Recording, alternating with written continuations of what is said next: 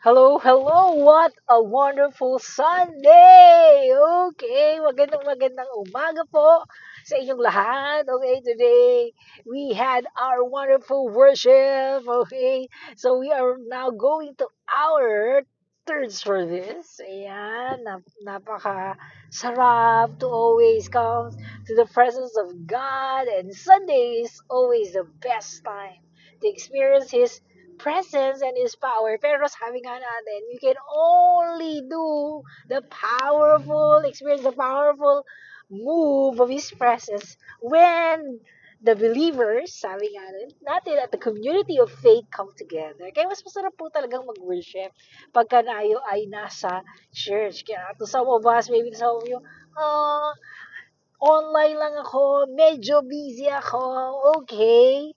Pero make it our desire, because when we desire to really come into the house of the Lord, well, I believe God will grant it, no?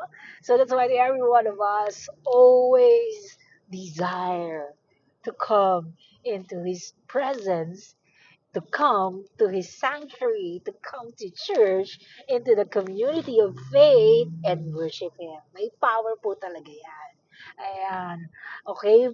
Ipagpag ang mga burdens natin and also worship Him. No, that is the best way of expressing our gratitude, yung mga bagay na ginawa niya sa ating buhay. At the same time also, best time to express our love. Alam ko, to some of you, marami kayong kinakantahan. Yung iba, maraming kinakarahanan. Why not every Sunday? Yan, haranahan mo naman si God. May good result pa yan.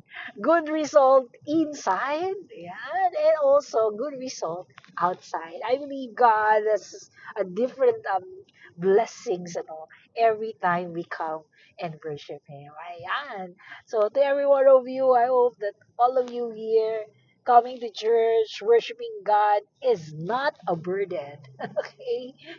Okay? O kaya it's not just one of the, no, one of the, wala kasi akong ginagawa kaya I go to church. Hindi dapat ganun. Kundi, it is a commitment. It is a daytime with your God and with my God. Kaya date ko yan, okay?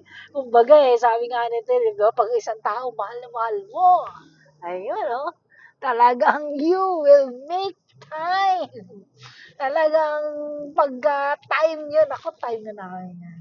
Hindi ka lang nagko-commit, kundi excited ka din to come to meet ang ating Panginoon in His place of worship. Ayan.